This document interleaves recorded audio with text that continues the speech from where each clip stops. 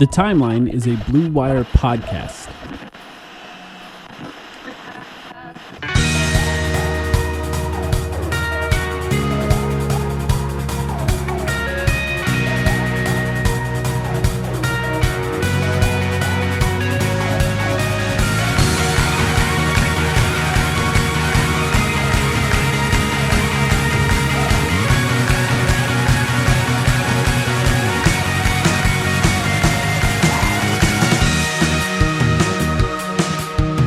Welcome to the Timeline of Phoenix Suns podcast. It's playoff time. My name is Mike. It's playoff time, Amanda. I'm here with Sam as always. Sam, how you doing? I am ready. These are the episodes that we get up for, man. Like, this is why we do this. Ready to... We needed a couple days to do some research, more thorough research, that is, on the Minnesota Timberwolves. And I recognize at this point... we're going to get this out to you guys with, only a couple of days before the series actually starts. The good thing about these series previews is I think they're not evergreen, but I do think, they stay relevant for more than just the 2 days before the series actually starts on Saturday. So I think this will still be relevant if you're only getting to it after game one. Of course, after every game, we're going to do our usual shtick of recording immediate reaction episodes for each game of the series as well. Emotion-fueled. Excited. Yeah. Reaction episodes. Those are different. And that's actually a good point, is that, this gives us a couple of days to be our most rational selves. Yeah. Which we're not always. In particular, I'm not always. But then the game-to-game playoffs is just a different beast, and it's a different mode of content creation, if you will, where people cannot expect the same sort of rationality from us from game to game. So just know that too. If you're listening to this versus you're listening to whatever happens in Minnesota on game one on Saturday, it might sound a little bit different, but we'll see. The plan for this episode is we are going to trade the biggest questions of the series. Those of you who have been around for multiple playoff appearances by the Suns know that this is how Sam and I cover the previews of each series. Each of us have looked in our own research and came up with what we think are the biggest questions facing both teams in this series. We'll talk about that, trade them back and forth. We haven't shared any of them with each other. We won't do predictions. If anyone's looking for fast forwarding to the end of this episode to see what we say, we don't do that because that's just not how we enjoy the game and how we enjoy covering the game. But there was some news that we have to get to before that. Now, generally, if there's news immediately after a season ends, it's often bad news, like a coach being fired, a GM being fired, or something like that. In this case, it wasn't necessarily bad news for the Suns. Let's start with the Kevin Young news first. And that is Kevin Young, I don't know if he's considered the lead assistant for the Suns, but an assistant for the Suns, has now been given the job to coach the BYU men's basketball team. He will be leaving the Suns coaching staff and leading that organization in I think a state where he's from. I believe he's from Utah. He's been with the Suns for years, right? He's no longer going to be with the Suns. He's at least coached and lived in Utah. I don't know if he's strictly speaking from there. That's right. More of a theoretical question of how do you define? Are you from New Mexico, Mike, or are you from Arizona at this point? I don't know. At this point, it's a good question. Yes, Kevin Young is gone. Man, there was a lot of discourse about this online. Guys, we're in the playoffs. Can't we be happy for a week? Yeah. Here's all I have to say about this. Congratulations to Kevin Young on the new gig. He has been in the NBA for about a decade now. I think developed a strong resume at the NBA level between his time in Philly and now his time for the past several seasons, 4 seasons, I think, in Phoenix. That also allowed him to be a major candidate for NBA coaching gigs. We saw just recently with the Charlotte Hornets, he was apparently one of the finalists. The Hornets ended up going with Jordi Fernandez, who was also a coaching candidate for the Suns in their search last year before they ended up choosing Frank Vogel. Ultimately Kevin Young ends up finding himself back to the D1 college path. I don't know exactly what his justifications for that are. I will say, I think it's, a job with a little bit more job security and a little bit less of the ups and downs of being an NBA assistant, where you might have to uproot your family every year or two, which can be difficult. So, congratulations to him on the new gig. That's really all. Yeah, I think it was the Brooklyn job that it was announced that he was a finalist for, which I think makes a lot of sense, being that he's a guy who's coached Mikal Bridges before and in the past and probably had an opportunity to coach there. And from what we've heard, he's not leaving the NBA because he had no opportunities to coach in the NBA. This was a choice that he was making, and he's leaving to coach in college.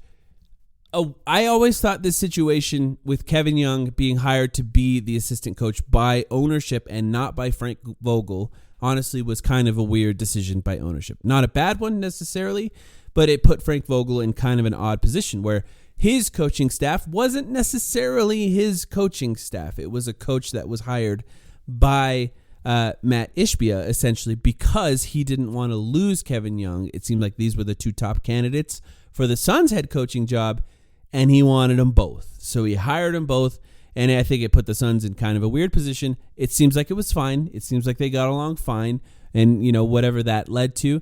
Suns fans have been weird about Kevin Young all year because the expectation was that he was in charge of the offense. Whether or not that was ever true. Because they've been NFL pilled. The NBA is not the NFL. And the number of people, I'm sorry, but the number of people who thought it was as simple as, Frank Vogel's the defensive coordinator, Kevin Young's the offensive coordinator.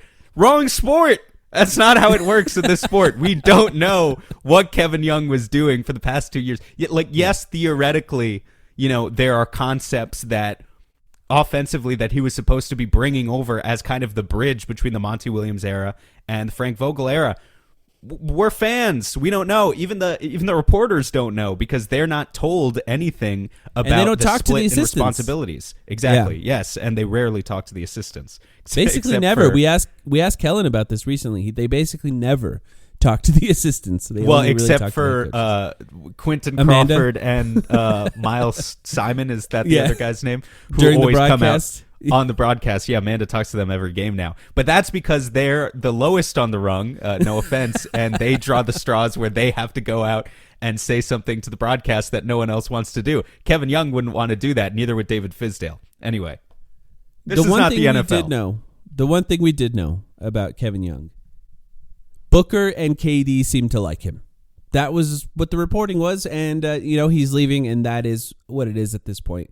He is going to stay on the Suns coaching staff throughout the playoffs, also working with BYU in his free time, apparently. And then, of course, once the Suns are out of the playoffs, hopefully in a month or two, he'll be on to BYU, no longer with the Suns entirely. So happy for him, happy for his family. Seems like a good situation for him. He's going to be very highly paid there, so it's not like he's taking any sort of pay cut to go to college. And it is what it is. The other news that we have is Grayson Allen extension. Matt Ishbia came through with the money again, essentially paying $70 million in luxury tax alone next season just to keep Grayson Allen on the Suns. And Grayson Allen signed a 4-year, $70 million extension to stay in Phoenix, which was reported by him and Gambo first, that he was willing to take less money to stay in Phoenix. The Suns offered him less than apparently his agent, and he thought he could get on the open market, being that there's not a lot of free agents this year. $470 to keep Grayson. To me, this seems like a great deal and great news for the Suns. What do you think? I 100% believe his agent. Now, I know it's typical agent speak, but I do 100% believe that he could have gotten more on the open market. Vorps and Schnorps time. Grayson Allen this year, 53rd in the NBA in Vorp is where he finished. He finished 3 spots below Karl Anthony Towns, who we're going to talk about a lot in this podcast, I think, and 2 spots below Trae Young. He could have gotten more than $17.5 million or whatever this contract extension comes down to. I think he could have gotten 20 plus. So this is a great deal for the Suns. It's again great dedication on the part of Matt Ishbia. You threw it out there right there. $70 million in 1 year of luxury tax just to keep Grayson Allen is absolutely insane on the part of Ishbia. But I think Grayson earned every penny. And there was no doubt in my mind that, if we had collapsed, like if we had just rolled over after that Clippers loss the other week, we end up in the play-in, we get bounced out of the play-in, the worst case scenario basically, and then we end up losing Grayson in the offseason, there would have been no real reasonable path forward for the Suns, it felt like, at a certain point, like without Grayson Allen, to truly improve, to truly retool around this big three. So just keeping Grayson gives them a chance. It allows them to put their best foot forward, moving forward, no matter what happens here in this current playoff run. It's an incredible move. And yeah, thank God we have a decent owner. The best off-ball shooter in the NBA this season was Grayson Allen. Possibly the best shooting season by any Suns player, at least percentage-wise, in the history of the franchise this season for Grayson Allen. And 4 years, $70 million, and probably zero guarantee that he's going to play all 4 of those years in Phoenix, because although it is a good contract and he is a great player, the Suns were so limited in their flexibility by that second apron, something we're going to cover whenever the playoffs end in more detail. They were so limited by that this extension was not only prudent, but maybe necessary in order to have any options in the future, because the Suns can't sign any free agents. They can't make any complicated trades. They're limited in even the buyout market. All of what they're capable of doing, like, for example, the Royce O'Neal trade is impossible. They can't aggregate players together to trade for a single player with higher salary as soon as the season ends. So this extension, good for Grayson, good for Phoenix, also good for the future flexibility of this team if they do need to make moves in the future. Happy that Grayson seemed to like Phoenix. I mean, that's good news for us, good news for the Suns. The weather, as they say, is undefeated. You can't beat it in the regular season. He can leave in the summer when it's hot. He's got $70 million to do so now. Any other thoughts on that? This is, to me, this is a huge Grayson Allen series, by the way. So it's good timing to talk about him. Yeah. I think he's vital for this team against Minnesota. He's going to be massive. The should Royce O'Neal start narrative is dead in the next 2 weeks. This is a Grayson series, yeah. This is a Grayson Allen series, and he's going to prove why he is so important. Look, nice to have the potential flexibility to start Royce, have it in your back pocket if you need it. But this is a Grayson series, and I think he's about to prove why.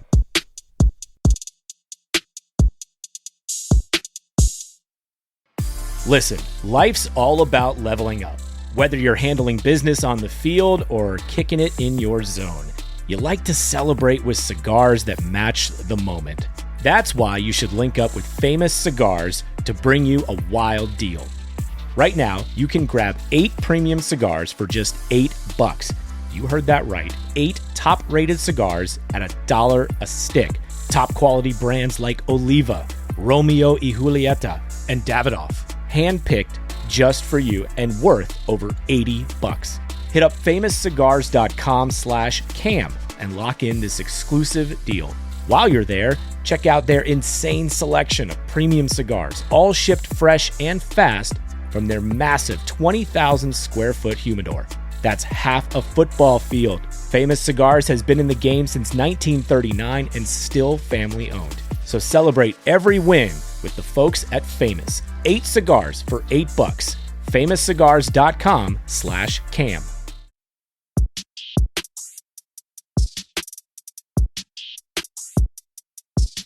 All right, let's get to the biggest questions for this series in our playoff first round, hopefully playoff preview, and only first round preview, so we can do more in the future, depending on how confident you feel, which we can talk about at the end here. Do you want me to go first with a question, or do you want to go first? You probably have more questions than me, which it's usually how this goes. So probably you should go first. Here? Okay, let's start with this question. Does either team want a mid-range battle? Okay. And this is a question about strategically how each team plays defensively and offensively. And in particular, the Minnesota Timberwolves, this is per Cleaning the Glass, the Minnesota Timberwolves force the second most mid-range field goal attempts of any team in the NBA defensively. They were arguably, probably the best defense in the NBA this year, depending on how you look at it. And then the Suns, on the other end of that, take the second most mid-range field goal attempts of any team in the NBA this season. Now, that seems to play into the Suns' hands in some ways, right? Because the Suns are capable mid-range shooters. You can kind of do some of the things that the Timberwolves don't want you to do. But at the same time, I think there is a little bit of this where the Suns can get tricked into doing that a little too much and get away from taking the threes that they need to take in order to win this series, because they need to take a ton of threes and make it as difficult for Karl Anthony Towns, who we're going to cover in extensive detail soon. That'll to be stay on the floor. my question. I'll start off with that question. So we stop teasing it for the next 40 minutes, stop torturing the listeners. I mean, look, Rudy Gobert doing the Rudy Gobert thing, right? Not much has changed since the Utah days. I mean, maybe you could say a little bit has changed. Maybe he's more capable of staying on the floor. Maybe he's a little bit more capable offensively, even if you want to give him like a lot of credit. But defensively, he's kind of the same guy. It's the same MO of let's keep him in drop and let's force a lot of mid-range shots. And I think for Minnesota, they were hoping not to see the Suns as their first round opponent. I think, if you get to see a team like, say, if the Clippers dropped to the 6th seed, that is. Clippers have a lot of mid-range talent. They do. But not quite the same comfort level, I think. A little bit more ISO heavy than the Suns are. Believe it or not, the Suns are not that heavy of an isolation team compared to what people seem to think. The ISO frequency of a guy like Kevin Durant versus, say Paul George or Kawhi Leonard. Yeah. The Clippers are number one, I believe, in isolations. Yeah, they are. And I think, against a team like that, Minnesota might be a little bit more confident in their ability to truly bog down the offense and slow the pace to a crawl in the way that they would really feel comfortable doing. Or another team, I'm sure they would have preferred to play the New Orleans Pelicans, where, now you kind of trap Brandon Ingram and, if he's available, Brandon Ingram and CJ McCollum into the mid-range game, where I think, those guys are good players, but are less comfortable in that zone and just a little bit less efficient, let's face it, than Devin Booker and Kevin Durant. So the Suns are comfortable playing out of the mid-range. We absolutely know they are. KD should be ready to cook in this series. I think there's a couple different things defensively that Minnesota could do against him, and I'm curious to see, who's going to start on the cross match against KD. But he should be ready to cook. He should be ready to get the shots that he's been most comfortable taking all season long. All of it does remain true, however, what you were saying, that you still need to try and get the defense in rotation. You still need to try and touch the paint. Even though Rudy Gobert is there, you still need to try and get up threes. You can't entirely fall into the trap of let's just take, long twos all game long. But that shot is going to be there for the Suns. We know they're comfortable taking that shot. That's a good place to start. And I think in particular, if the Wolves start to adjust and say they're hitting these mid-range shots, we need to start bringing another guy into this action.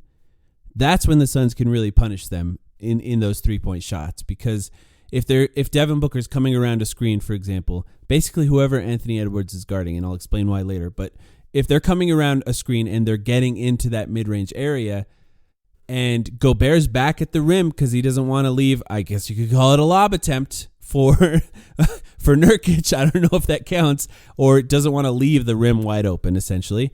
Then maybe they're going to bring guys off the corners, right? They're going to bring guys off the corners to try to mess that up as much as possible, specifically try to force a turnover with Kevin Durant. That's when that ball needs to swing as quickly as possible to those corner shooters, and they need to be deep in that corner to give themselves as much space as possible to make those threes, because I do genuinely think this is a series where the Suns could win the 3-point bat. There's a lot of things the Suns could win in this series.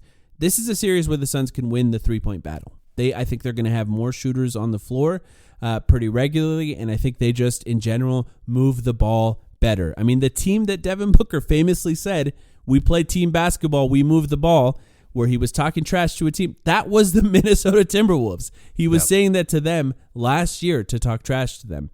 So they could win that 3-point battle. So while they do need to take the shots that the Timberwolves are giving them, they still need to find a way to get up as much threes as possible. But Decently having said big. all that, Booker should take mid-range shots. He should in this series. Yeah. Kevin Durant should take mid-range shots in this series. And the guy who averages the most points on the Suns against the Timberwolves this season, Bradley Beal, should probably take some of those shots as well. As long as they find ways to continue to take threes. Yeah, he should take some of them. Brad is the guy, though, where of the three, he's the worst, technically, by efficiency. Right. And so that's why I've been so encouraged to see more of Brad changing his game post All-Star break, really taking on this role of being the point guard, Nash dribbling onto the basket, keeping his dribble alive and looking for other guys. I think he needs to continue to do a lot of that as well. Also, in all of my research, I didn't even think about this guy once, to be honest, but now just having this conversation is making me realize decently big Eric Gordon series here, too. Yeah. Just having his ability to stand a couple feet extra behind the three-point line and really give all of the spacing you possibly can to take away the help. It would be nice to see him go off for at least a couple games. He started in the first game. No Bradley Beal the first time the Suns played the Timberwolves. Eric Gordon started and had a good game, and it was that was one of the reasons that somebody like Devin Booker was capable of having as good of a game as he did in that first game. Obviously, we're going to touch on some of that even more as we dig into this a little bit more. But I'll let you go here and give your this first is going to be because I'm excited to talk about this one. Yeah. Yes. I'm phrasing it this way. What the heck? I didn't curse. Please clap. What the heck is Minnesota going to do with Karl Anthony Towns in this series? Yeah. I have it worded as, can the Suns make Cat a liability? Yes. Yeah, yes. Similar wording there. But we knew both of us were going to have this question. So here's the thing, though. I actually want to cover this question from both angles because I think the way you're thinking about it, and it's the right way to think about it, is what the heck is he going to do on defense? Yeah. We should save a little bit of space at the end for what the heck is he going to do on offense as well. Of course. Yeah, no, that's a good question. I think it's on both ends, but we'll start with the defense. So the way the Suns have played Cat this year, Minnesota is very committed to keeping Karl Anthony Towns and Rudy Gobert together on the floor. It's their identity. They want to be this big physical team that's going to win rebounding battles, and that's just who they are. And luckily for the Suns, that kind of plays into their strengths because to this point, Chris Finch has been afraid to cross-match Karl Anthony Towns against Kevin Durant. For, I think, pretty clear reasons. That's a very difficult matchup for Karl Anthony Towns. And so Anthony Edwards has been the guy guarding Kevin Durant. Jaden McDaniels has been the guy guarding Devin Booker. I think that right there, that choice is kind of interesting too, and that's something we're that going we to come can back talk to about that. at a certain point, sure. But that leaves the guy in the wild card position in kind of no man's land as Karl Anthony Towns. He needs to take the quote-unquote least talented offensive player in the Suns starting lineup. The problem for him is the least talented player in the Suns starting lineup is Grayson Allen, who, as I just pointed out, is 53rd in the NBA in VORP this year. As you pointed out, is maybe having the most efficient shooting season for any Suns player ever. It's not exactly a guy that you can traditionally just hide on. And so, again, this is why this is a Grayson Allen series, not a Royce O'Neal series. Not to slander Royce O'Neal and say that he's entirely a standstill shooter who, is he's not Josh Okogie either. But Grayson Allen and his ability to be versatile, to be a threat with his on-ball screens, to be a threat with his off-ball screens, and just to run Cat ragged around screens basically in this series is going to be crucial for the Suns, and it's going to, I think, really push potentially Cat to his limit and is going to push Chris Finch to make certain difficult decisions about what he's going to do. When can he keep Cat on the floor in this series? Is he going to have to split up Cat and Rudy Gobert? Is he going to just have to surrender and say, okay, Cat, you got to stop running around these screens. We're just going to put you on KD and live with the results there. You know, I think there's a bunch of things that Chris Finch could do, but it's just going to be really interesting to see how Minnesota reacts because it's not a good matchup for him. So let's cover those again because I'm thinking about it exactly the same way. What are his options? One, guard Kevin Durant. Is that a good option for them? maybe it's their best option, honestly. I think it might be. I think it might be. It's not a good option, but I think it might be their best. 2, guard Grayson Allen. Now, okay, he's guarding Grayson Allen. That means he has to help. What is his size good for in that matchup? Because if he's helping at the rim, that leaves a wide open Grayson Allen to shoot as much as possible, and that means he's running around. Even if he's standing still in the corner, and you have Devin Booker, Bradley Beal, Kevin Durant driving towards the rim, what's he going to do? Stay in the corner? Then you have a 7-footer standing in the corner. That's good for the Suns. That's good news. That's helpful for them. And then, okay, so let's say he switches everything. Well, guess what? He's not good at that. He's not very good at that. and secondly, if he is switching everything, the Suns, Grayson Allen is good at handling the ball. That means you can start the play with the ball in Grayson Allen's hands, bring Nurkic up, and now Gobert's on Grayson Allen. That's not good for them either. You're pulling their best defender 25 feet out of the paint, and now he's guarding a guy. This is not to mention, if you're switching everything with Cat, the Suns now dictate who Cat guards. We decide who he's going to guard. That means if we want him on Grayson, we'll switch him on Grayson. If we want him on Booker, now he's guarding Booker because he has to switch. It's just not. There's a lot of options for Cat. None of them are great. The best one might be putting him on KD, and here's why I think. If KD calls Nurkic up, or whoever the big is in at the time, because I do think this could be a Eubanks series, which we could talk about a little bit more, they're gonna I think send 2 guys. They're gonna really hedge hard on KD and try to force a turnover. Put 2 guys on him as soon as the screen comes, and then force him to either give it to Nurkic in the middle of the floor, which is I think a good position for the Suns to be in, or try to force a turnover as quickly as possible. And I think that's the best option, but the Suns can just put him off the ball. Put KD off the ball, run the action in another way, swing the ball to KD. Now he's attacking Cat with either an extra step or some extra space because Cat had to help in another action. It's really, I think there's a chance that Karl Anthony Towns is not finishing games for the Timberwolves at some point in the series. Yeah, there's absolutely a chance, and I think that's a conversation. We're a Suns focused pod, not a Timberwolves focused pod, but I think that's probably a conversation Chris Finch and the rest of the T-Wolves locker room needs to have with Karl Towns, which is that there's a lot riding on that team, which is a 3rd seed, to show some playoff success this year, right? There's a lot of pressure on both of these teams. It's kind of a disaster if the Suns get bounced in the first round, but it's also kind of a disaster if the T-Wolves get bounced in the first round because Ant is supposed to be taking this big leap, and they've invested so much money in the Cat Gobert front court. So if they want to make any strides, like Cat might need to be prepared to make those sorts of sacrifices, and that's going to be really interesting to see. I think what's important in all of the stuff that you're talking about, though, is we all recognize, to use our friend David's term, that Cat is the pigeon in this series. We all know that. Yeah. Mm-hmm. There's a right way and a wrong way to approach that, though. And the way in which the Suns need to attack Cat is in the flow of their offense and their concepts, their schemes that already exist, which means they need to continue to play with pace. They need. It's not about ISOing him, right?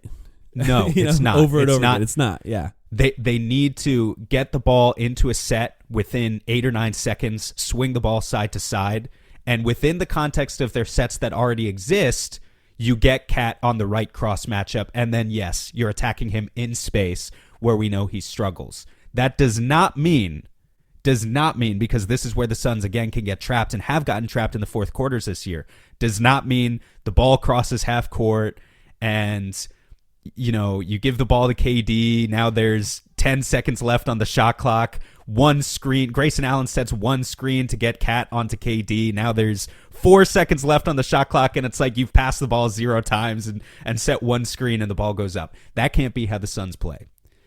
If you look at the Suns, I think this is an interesting stat that I'm kind of kicking myself that we haven't talked about yet this year. I think we've talked about it in general as a concept, but we haven't put the stat to it.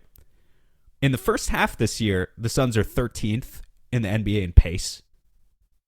In the fourth quarter, they're 25th.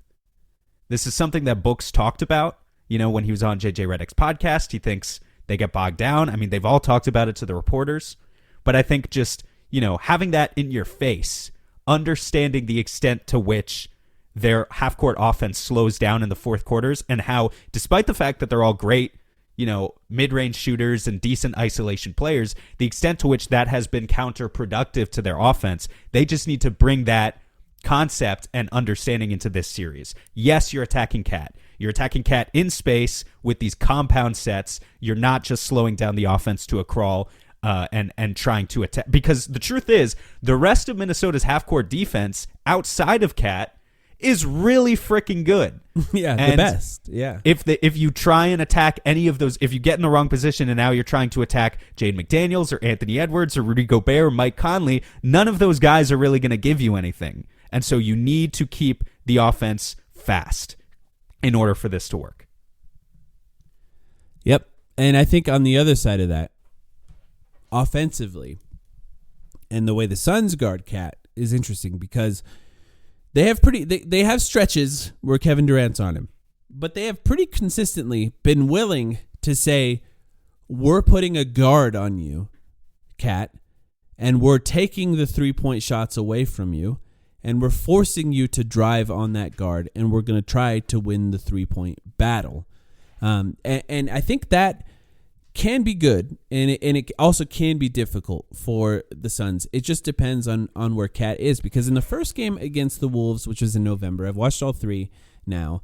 In the first game, Cat was getting downhill, and he was finding ways to get fouled or score at the rim, but really not a lot of threes. And really, he hasn't scored a lot of threes against the Suns throughout the time that they played him.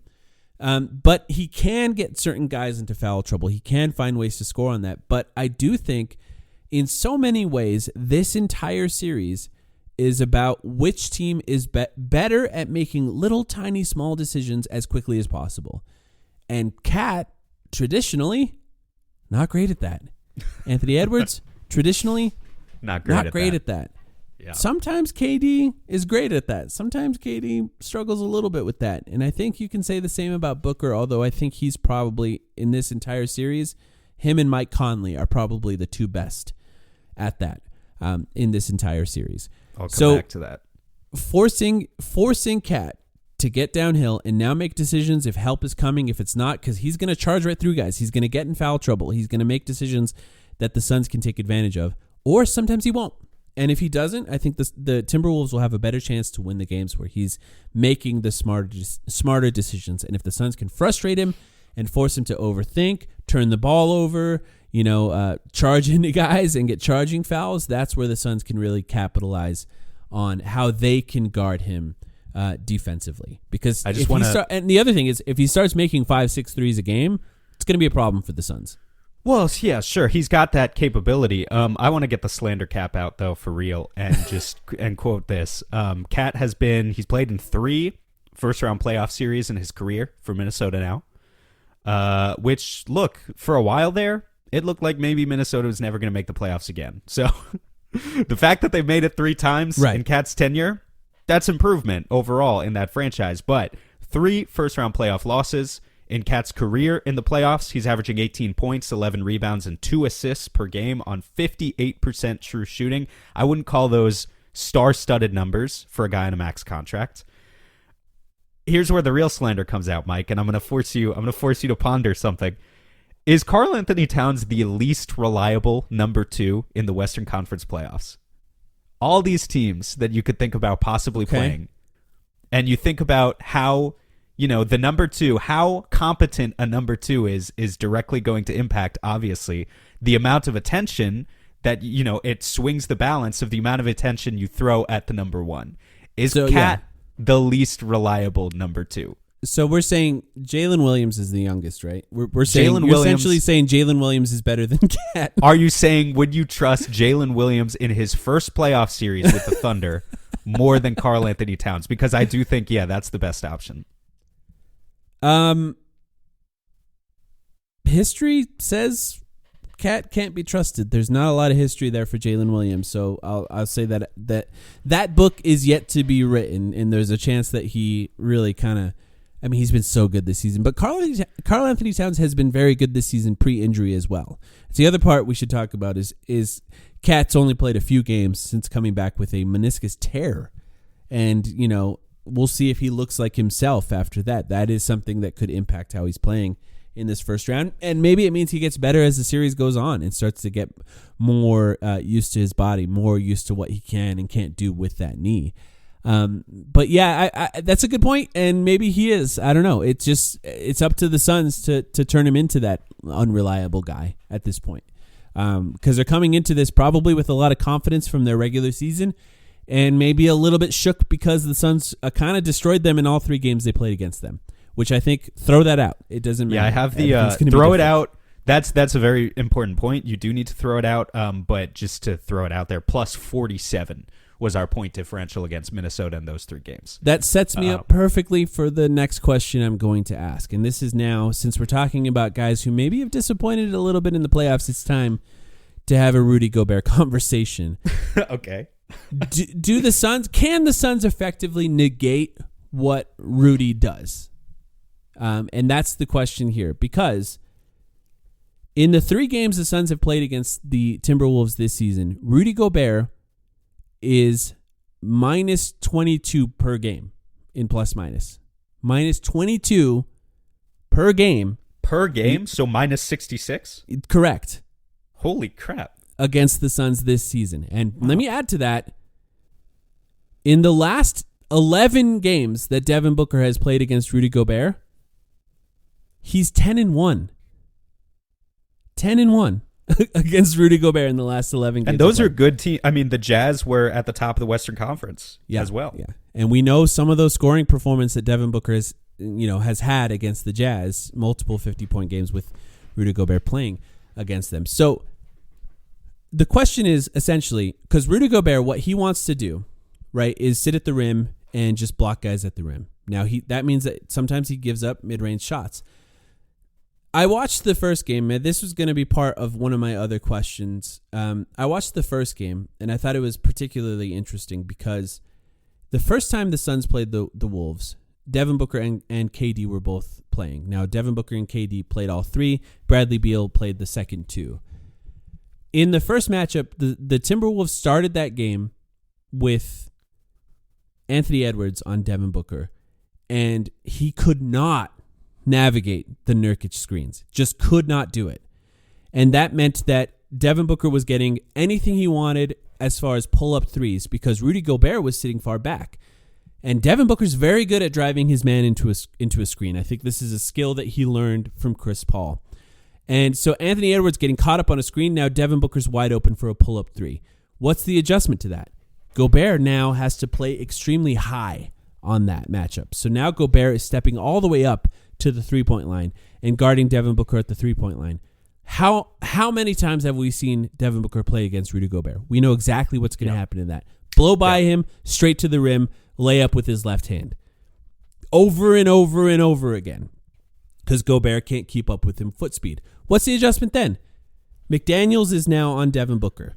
Devin Booker's forced to be a playmaker at that point. I was going to say the adjustment is Kyle Anderson plays center and they switch everything, or, it's Gobert hard might not be able to play. Yeah, well, it's tough because, this is why, again, I say I really think the Suns are going to push them. This does not mean the Suns will necessarily, win this series in 5 or 6 games or whatever. No, it's going to be a really tough series, but they could push them to the brink in terms of the Suns could give this team an identity crisis that I think they really do not it's want the worst to have matchup for them. Yeah. It's by far the worst matchup for the Timberwolves. Yeah. We really lucked out in that regard. We could still lose the series. Absolutely. No doubt we could still lose the series. We've seen this Suns team. You never know which one's going to show up. Oh, if yeah. If the best version of them shows up every game, they're going to win. We could be talking the one 2 that days shows from up, now. Yeah. We could be talking 2 days from now, post game 1, where Anthony Edwards scores 27 points in the first quarter and the Suns were down by 25 by halftime. And it's entirely possible. Yeah. So we don't know. We just don't know. But just how far is Chris Finch willing to go to keep the identity of what Minnesota wants to do? To keep Karl Anthony Towns and Rudy Gobert together, to keep Rudy Gobert deep back in screening actions. I just don't know. I don't know what the answer to that question is going to be. Well, because you're right. We know the history of what happens when Rudy has to play at the level or higher. Yeah. And we also know that Minnesota doesn't want to go small. They don't really have a great option for going small. I mean, I guess they could just, maybe their option is that you just shift Cat over, that you just stagger their minutes. That's exactly what I wanted to say. Does Cat and play shift center Cat a over lot, at the right? 5? Is that good for them? Because the I think Suns have options in offensively that case, right? I think offensively it's great. Because it makes Nurkic guard Cat, right? But does it? Can't you just put KD on Cat at that point and put Nurkic on their worst shooter, or just take Nurkic out of the game entirely and make it impossible for them to guard the Suns? Yeah, but if they're taking Rudy out of the game, they don't have horrible shooters. I mean, I guess if like Kyle Anderson's in the game, then you put Nurkic on him. Yeah. Who else do they have off the bench? Nikhil Alexander That's Walker. probably their best option there, right? He could shoot, yeah. Or Naz Reid. He can shoot. Yeah. So it becomes more difficult, but I think, again, it's not... I think that's a better option for the Timberwolves because I think then they're playing 5 out. They're playing more like the Thunder, who have kicked the Suns' ass playing that way all season. But Except the Thunder play good defense with their 5 out. It's fundamentally not who the Timberwolves have been in the regular season. That's why it's going to be so interesting to watch just how willing are they to get away from who they've been.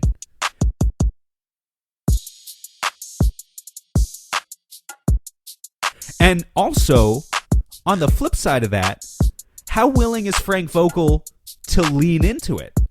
Because I also think Frank Vogel has this reputation or this tendency to just like, I mean, can I just go into are we done here? Can I go into another question? Sure, yeah. Is this an all reliable Drew Eubanks series? And should it be? Yeah. Because we're talking about really giving the Timberwolves an identity crisis. Well, to me, that means, first of all, Nurkic has to stay out of foul trouble so that he can play the maximum amount of minutes possible. That's going to be really important, too. But, like, you could lean into KD at the 5 in this series and really make the Wolves work and make them try and, like, have to think about, can they continue to keep Gobert on the floor? Can they continue to keep Cat on the floor? Or you could just play Drew Eubanks.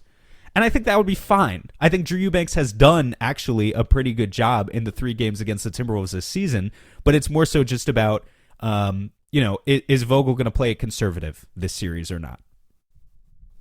It's just really fascinating to think about. You just talked about it, putting the Timberwolves in what is essentially an identity crisis because of that. Because, yes, Vogel has a lot of levers to pull, and the Timberwolves are technically, right, a deeper team.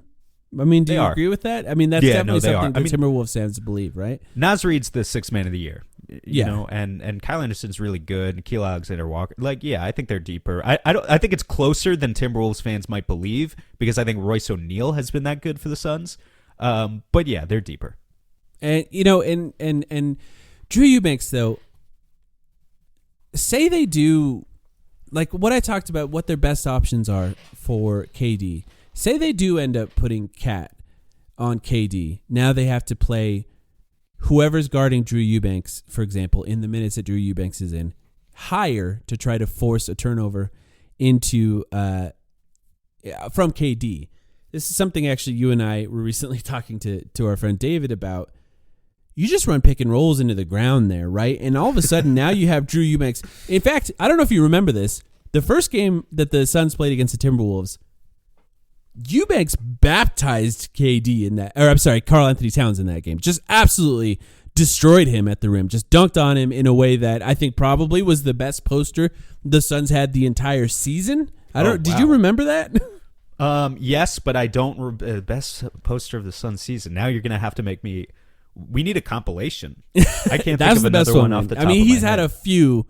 He's had a few, I think, and KD's had a few as well. KD's had a few. Had a few. Yeah. But I think that was just one where Karl Anthony Towns was just late getting there and just tried to do anything he could to try to stop Eubanks, and Eubanks just destroyed him at the rim. And I actually think having a rim roller who's unafraid to go up and try to dunk on guys at the rim is kind of helpful in this series because they're going to have to play high in ways that the Suns could take advantage of. So if Drew Eubanks does end up playing, I think there's a chance there could be at least one. I'll say it like just one Drew Eubanks game. I'm not saying he's going to be effective every game of the series. We've seen him play long enough to understand that he can be taken advantage of defensively as well. But I do think there's going to be an option, maybe a few plays in a row in the middle of this game, or middle of this series where the Suns are struggling or maybe to get a bucket, and Drew just gets 2 or 3 dunks in a row, and then all of a sudden there's a timeout by the Timberwolves because the way they're playing, they're going to have to play Nurkic is going to be different than the way they're going to have to play against Drew Eubanks because they're completely different offensive guys. And I think Drew Eubanks is going to be...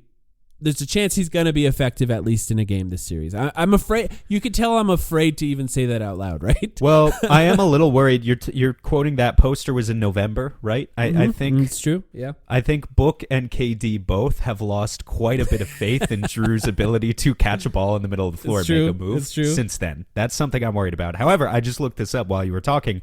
Drew was a plus 21 in those 3 games. Yeah. Which, if you had asked me, I would have guessed that basically the entire positive point differential was because of Nurkic, and then maybe Drew was a net 0. Some foul trouble for Nurkic, yeah. Yeah, and we'll come back to that. But, yeah, plus 21. It's better than I expected. That's good. Yeah. Maybe he just gets to... Maybe this gets to be his series. He might never play again if the Suns make it out of this series. But for now... You might not have to go small against this team. You really might not have to. And if there's times where you do, it's probably going to be earlier. And that's where I think when you're talking about watching what Frank does, right? If the Suns go down early against the Wolves, shifting over to the best possible offensive lineups is good. But I think if the Suns can maintain leads and control the game in the ways that they have in the 3 games they played this season, which who knows, because I think there's a giant Anthony Edwards question mark on that. But if they can do that, then I think you can probably stay big and just play that way as much as possible because I think they're going to struggle. I think the Timberwolves are going to struggle to guard it in ways that other teams wouldn't have given them the same problems. Whose turn is it? I think it's mine. Okay. Actually, you know what? Let's just say this right now, since I touched on it a little bit before I get to some of the other ones. Anthony Edwards has been bad against the Suns this season. Yeah, he has. And will that continue? And here's the reality. Definitely not.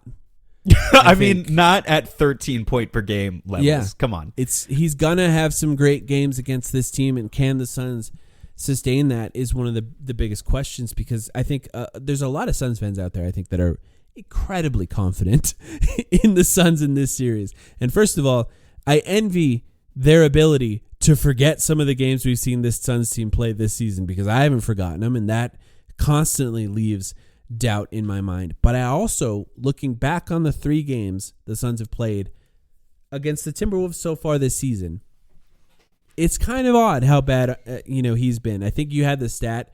He's had, 41 points in 42 shots against the Suns? Something like that, yeah. 42 points and 43 shots maybe. Yeah. Yeah. But you contrast this entire that. season. Yeah, just throw it out because this dude's going to come prepared and watch the film and try to attack the Suns in every way possible. And I just think he's going to be good. So can the Suns sustain that? What do you think? Yes, he's going to be better than he's been. In the playoffs, Ant has... So I talked earlier about how Cat has 3 playoff series under his belt. Ant has 2. In those 2 playoff series, he averaged 28 points, 4.5 rebounds, 4 assists on 60% true shooting. In general, he was really good. Remember how everyone talked about Minnesota posing the greatest challenge to Denver in the playoffs last year, and obviously Ant had to go thermonuclear for that to happen. If you're a Suns fan, I think you could still argue that maybe the Suns gave the biggest challenge to Denver. Whatever, it doesn't matter. We both lost. He's going to be much better. However, the Suns are going to continue to play him hard.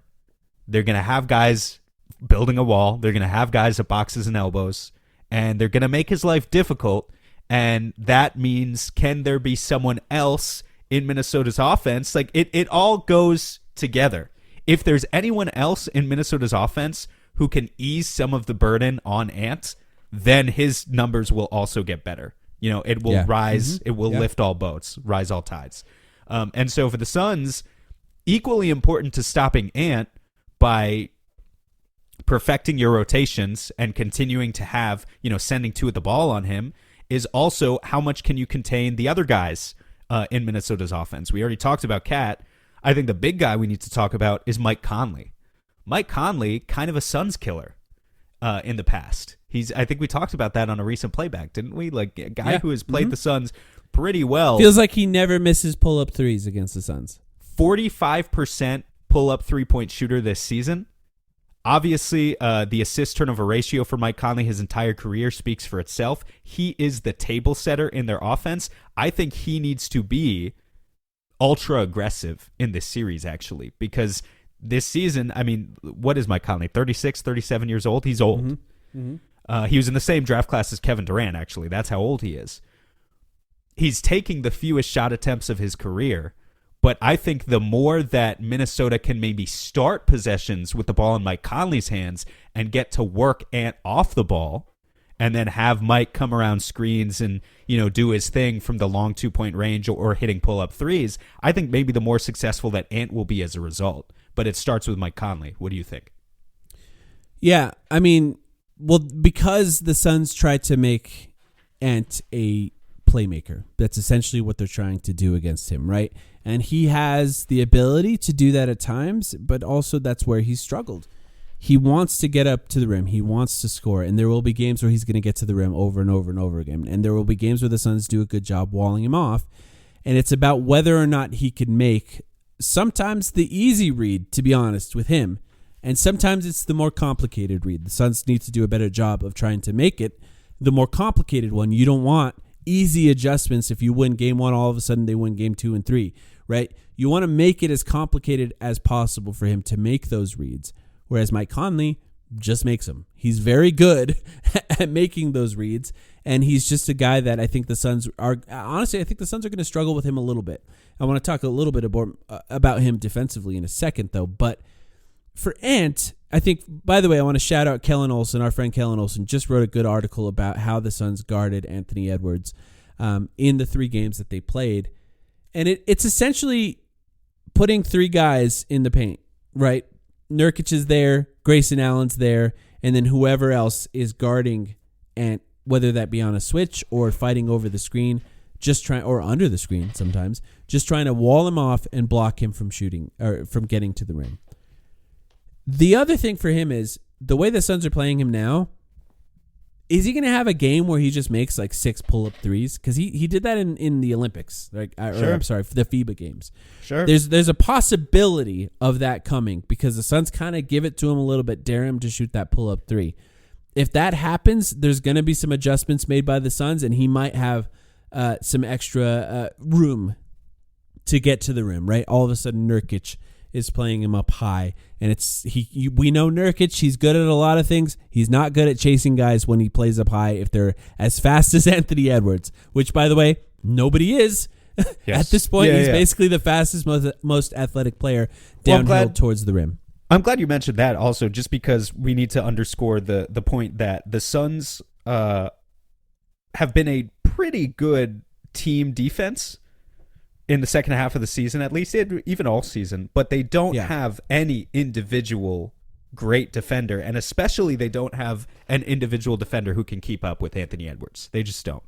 The only way to close off the game of a guy like Anthony Edwards is to take away his space as a team, send to the ball, build a wall down low, and trust your rotations. But there's no like Anthony Edwards stopper on this roster. Grayson Allen is not that guy. Royce O'Neal is not that guy. Devin Booker is not that guy. So that's just how it's going to be. There might be a game where Ant just makes 6 pull-up threes over Grayson Allen. For sure that could happen. Yeah. Mm-hmm. But you got to trust in the team defense. Just throwing out a stat here. I think Ant has improved as a playmaker tremendously over the past few years, and yet it's still the biggest hole in his game. And to demonstrate that, I pulled just the guys in the past few years who match these filters with Anthony Edwards of scoring more than 25 points per game and having less than a 25% assist percentage. That's contributing less than 25% assists, 25% of the assists that your team makes while you're on the floor. And just like pulled, like, who are the wing players? Who are the high volume wing players who score at least 25 points per game, less than 25% assist percentage last few years? It's a lot of the names that I think you would expect, in addition to Anthony Edwards this year. It's Jason Tatum with the Boston Celtics. It's Donovan Mitchell with the Utah Jazz or the Cleveland Cavaliers. It's Bradley Beal leading the NBA in scoring in Washington. It's DeMar DeRozan and Zach LaVine in Chicago. And I think what all of these guys have in common is that all of them are tremendously talented scorers and microwave scorers in a lot of cases who can heat up really quickly, but whose decision-making abilities and, when you send two to the ball, there is something to be questioned there. And the Suns are going to look to exploit Ant in the same exact way as you would try and exploit any of those other guys. They're shooting guards, not passing guards, right? Traditional style shooting guards, essentially. I know Jason Tatum is untraditional in that he's 6'11", but he plays like a shooting guard in the way that he plays offense. And yeah, it's up to the Suns to make it as difficult as possible on him. I just think for Suns fans, lose all that confidence you have that he's going to be bad in every game of this series, because he's not. And for the Suns, it will be about as much as making it as difficult as possible on him in every game of the series, as it will be about sustaining when he does play well and finding ways to make it difficult for other guys to at least continue to outscore them as much as possible. Now, do you have more? I'm sorry, I can't remember if we did all of yours or not. We overlapped on a couple of mine. Like, that was one of mine right there. Okay. So I only have one more. How many more do you have? I have two, but one real one. Okay, so I'll go to my last ahead. real one. Yeah. Yusuf Nurkic, are you ready? Important. To sacrifice. Yeah. Yusuf Nurkic. I'm a big fan of Yusuf Nurkic. Mike, did you see the fact that Yusuf Nurkic blocked me on Twitter? Yeah. Why? What happened? So do you have any idea what it was for? I have to go back into my Twitter feed. Yes, I know what it was for. It was for, which game was I questioning where if he could close the game or not. Oh, one of the recent Kings? Was it the Kings? You definitely said it in that game. What was the game before the Wolves? Was that the Kings? It was the game? Kings, yeah. Okay, yeah. Then yes, it was during the Kings game. I think he blocked me after the Kings game. You know how I am. I'm not like going after the guy being like Yusuf Nurkic sucks. But well, I mean, you could do something like you. I mean, I'm fairly certain. Okay, I'm fairly certain he searched Nurk. He didn't search Nurkic. He searched Nurk. N-U-R-K, because this tweet from me, April 13th, at some point in the third quarter against the Kings or something, I don't know. I said, time to abandon Nurk. KD 5 out rest of the game if you want any chance here. That's all I said. Right. I get it. He was in his feelings about it. He blocked me after the game. Okay. I'm still a big fan of you, Nurk. I still am. But, he's got to protect his mental. I understand how it is. So I'm blocked, but he has to be ready to sacrifice.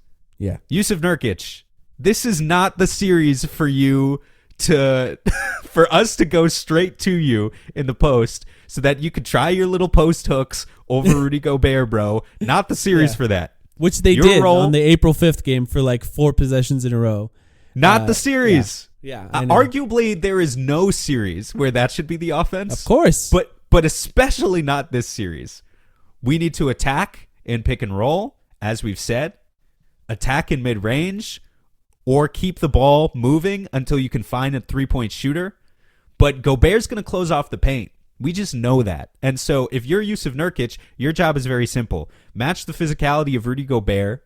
I mean, first of all, the screening angles and the facilitating and everything he does from the elbow and the high post. Yes, that will be there. That will continue to be there. But when you're around the basket, you need to match the physicality of Gobert, make yourself available on the offensive glass to keep balls alive, and keep yourself out of foul trouble, most critically, so that we can play as much of you as possible and as little of Drew Eubanks. I do know we said maybe we can play Drew Eubanks in the series. I really would rather not test it. It's being playable. It's not wanting to play him. There's a difference. I'd rather not test it. Mm-hmm. So all this to say, Yusuf Nurkic, you could have a really good, awesome, incredible series against the Minnesota Timberwolves where the Suns win in 5 or 6 or 7 or whatever, and you average 6 points per game. This could be one of those series for him.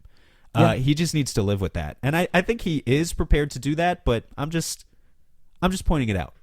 There will be stretches of this series where the Timberwolves say, Nurkic, you beat us.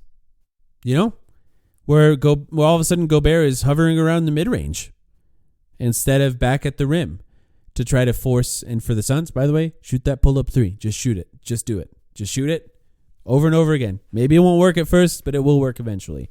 But if that means forcing the ball to Nurkic, he's got to find ways to score at the rim, even if it's going to be hard to watch at times. That's not to say that's the first option, but if he's wide open at the rim, he's got to be effective. This is a Nurkic series. This is not. There will be series if the Suns make it out of this. There could be a series where he might not play much at all, or maybe you find ways to play him off the bench at times. This is not one. This is one where he needs to be great. And by the way, it's not just about the physicality with Rudy Gobert, which I think he does do a really good job with. If Anthony Edwards is getting down to the rim, I mean, you kind of want it to hurt a little bit.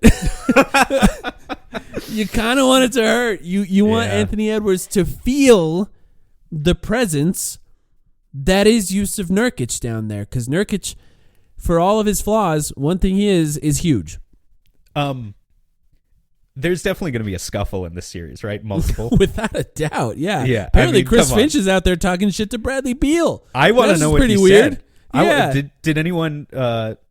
Did anyone give the details of that? No, we Chris need Finch Lil said? Wayne to sit courtside again and tell us everything that's said, because that's the only guy who gave us any information from the Suns courtside. This is going to be a playoff. chippy series where either team at any point could be down 20 in a game and just be talking ferocious shit. Like it's gonna be pretty absurd, and I don't envy the refs, the officials in this series, who are gonna have to keep the peace. It's important for Nurkic to be good. I mean, that's really the factor. That's, you need a rim protector against this team, for one. So he's got to be good defensively. I think you're in a good space with him where he doesn't really have to play high too much against this team. I think Mike Conley's the biggest threat on that. So maybe there are times where he has to play a little higher on Mike Conley, but then if the Suns are saying, Rudy Gobert, you beat us on offense, that's a pretty good situation for the Suns, right? So it's not the worst case for him. Other than that, he's going to be down low. He's going to be trying to find ways to get blocks at the rim, and he's done a good job defensively against the Timberwolves this season. So I hope he continues that. But offensively, he's got to make the right reads. He's got to avoid turning the ball over. In fact, the whole Suns team, no dumb passes. No dumb passes. Even with all of the turnovers, no dumb passes for us. Even with all the turnovers the Suns have forced against the Timberwolves this season, the Timberwolves still outscored them on points off turnovers this season. So you can't give them a little bit extra because, look, Anthony Edwards full speed to the rim. Nobody's stopping that. Nobody. So you can't have those dumb passes. And then beyond that, like I said, we looked at the finishing. I looked at the finishing for him this season. Overall, Nurkic's finishing was fine this season. Bad mostly, but really bad during Ramadan. Now, I don't know if that's actually because of Ramadan or because of his finger injury or whatever, but he has time to rest now. He's able to eat before games now. We need him to finish at the rim when the Suns are sort of forced to give him the ball in that scenario. But outside of, easy shots at the rim, find ways to get other guys to shoot it, because this offense is not running through Nurkic in a way that you're going to win. In the same way that it's not going to run through Gobert for the Timberwolves to win. You got to have other guys to do it, which is, by the way, why it's a good Nurkic series. It's a good matchup for him. It's not a guy who's going to beat up on him offensively. Yeah. Yeah, it's not, I don't know, someone who he really has to worry about, like, it's not Anthony Davis or Giannis, or I don't know, like just someone. Yeah, it's someone that he can just focus on the most physical aspects of the game, and should be good. Last real one for me before I get to the other one. Who guards who? This is something we do for every playoff series. I think we know what it's going to be. We touched on it a little bit with Karl Anthony Towns. Maybe Karl Anthony Towns ends up on KD. Maybe Anthony Edwards ends up on Grayson, I guess. That would be the guy. Or maybe he ends up guarding Bradley Beal. But the thing that I want to mention is it's not been good for Mike Conley defensively against the Suns. So if Mike Conley ends up guarding Bradley Beal technically averages the most points against this team this season because of those last two games that he played against them.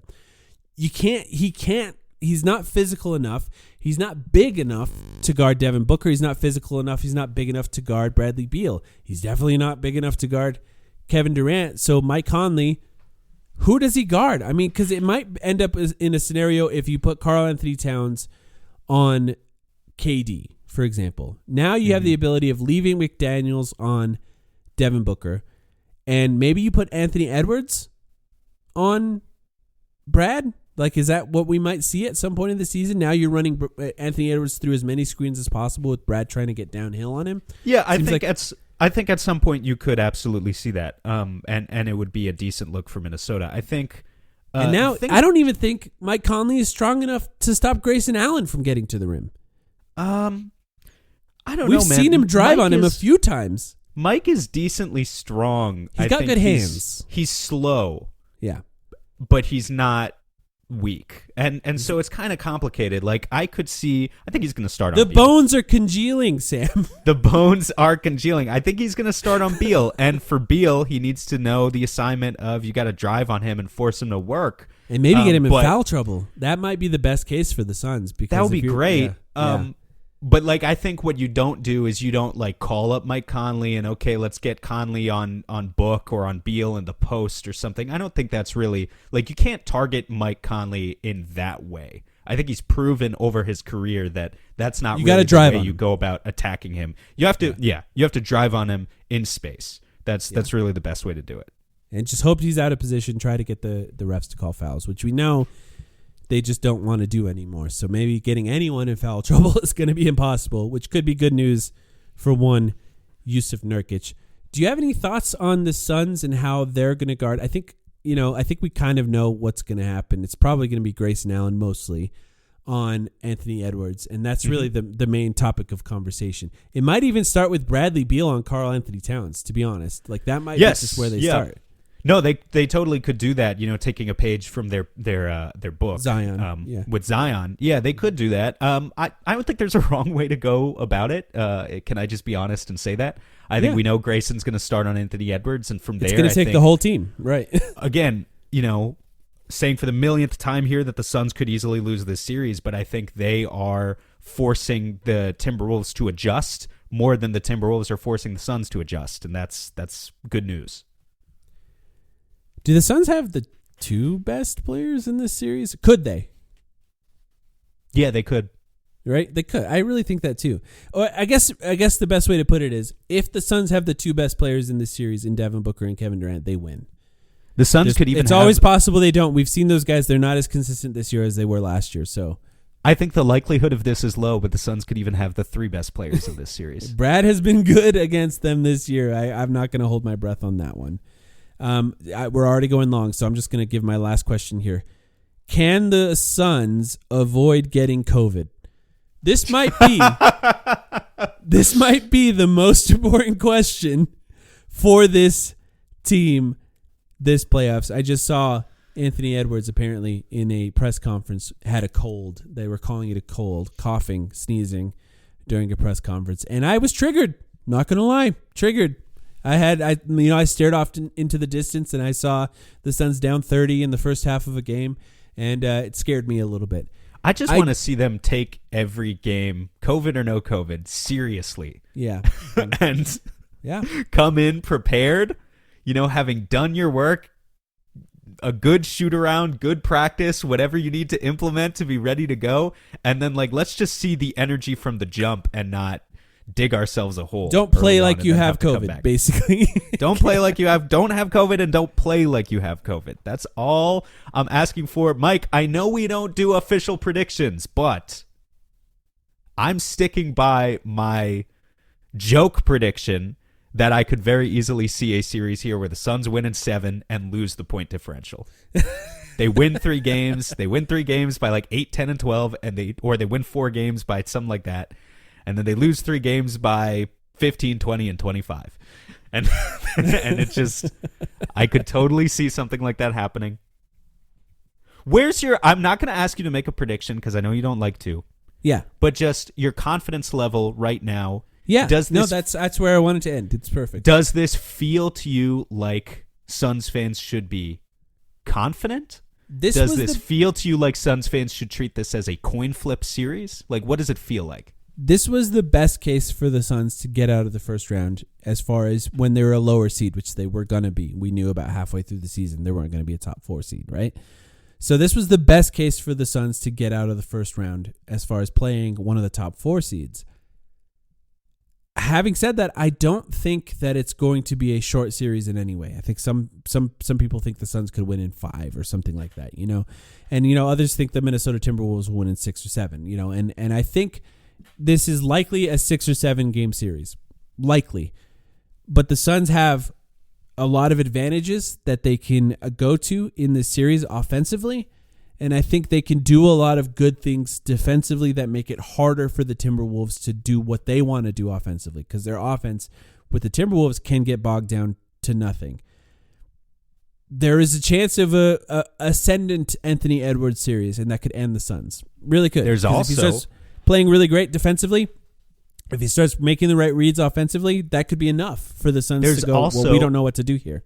There's also a chance of an ascendant Devin Booker series. Absolutely. I feel like we've barely even talked about him in this entire preview. I mean, it's one of the most important things, right? What he did last year on offense is kind of all it would take.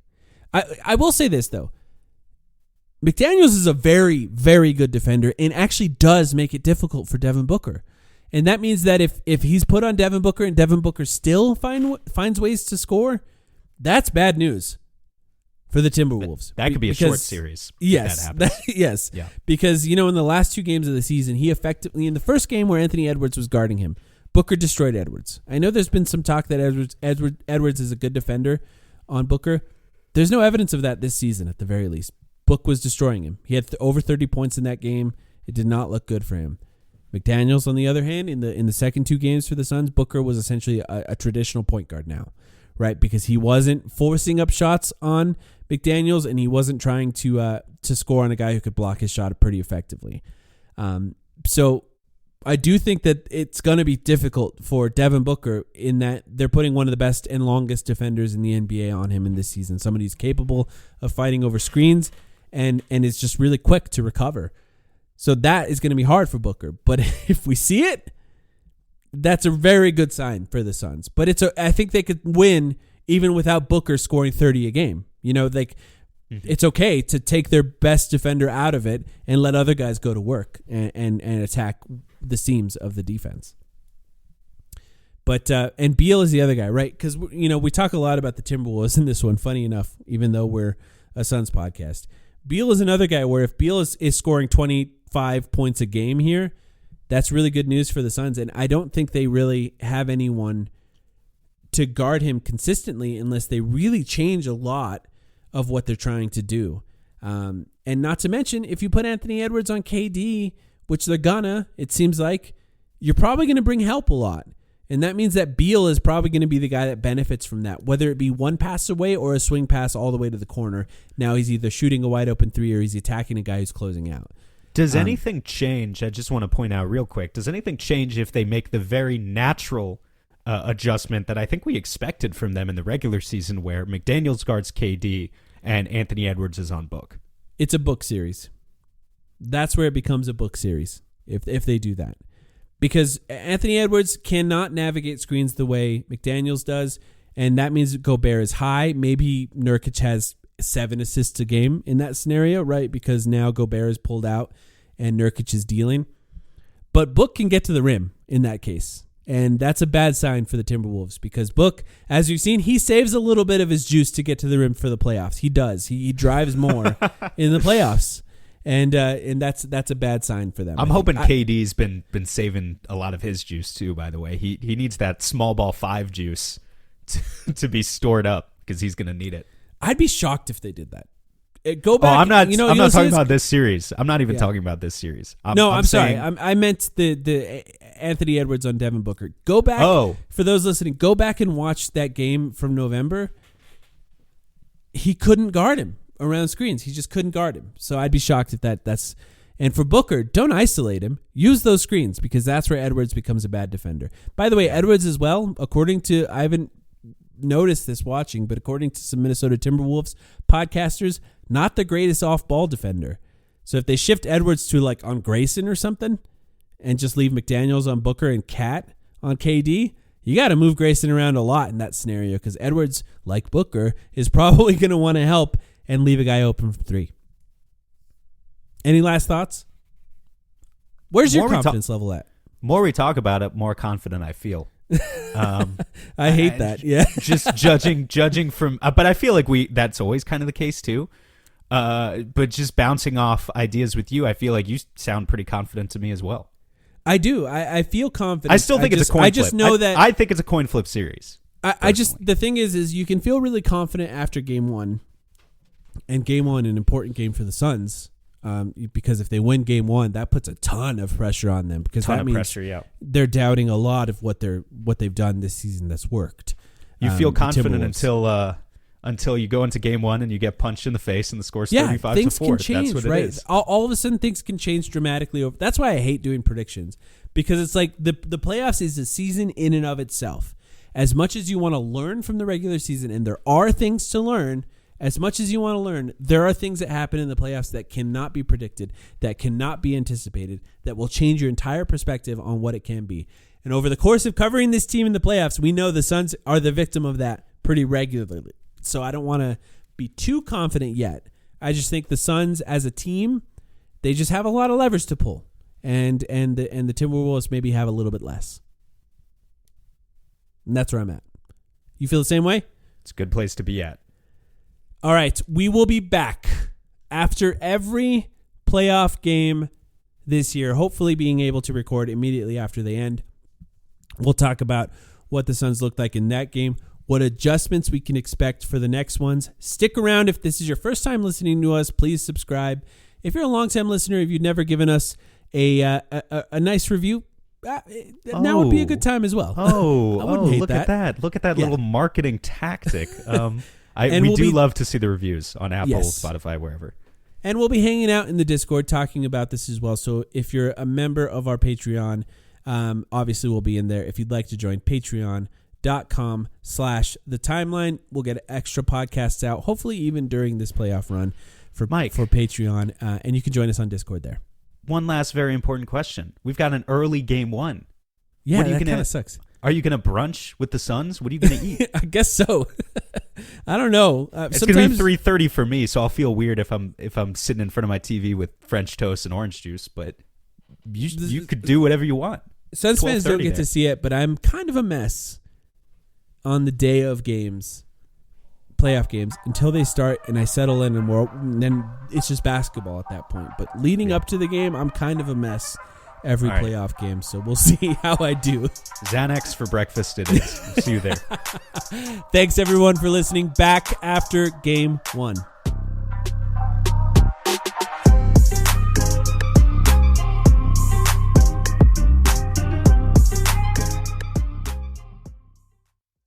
For over a century, Johnny Walker has shared its bold spirit with the game of golf. Now, crafted with Devereaux Golf, Johnny Walker introduces the Johnny Walker Blue Label-inspired Sunday Golf Bag, elevating the game with sleek design, blue label hues, and refined gold accents. Celebrate your hole-in-one with a premium Sunday bag crafted by Devereaux Golf. Submit proof of your achievement to johnnywalker.com/blue-in-1. Please drink responsibly.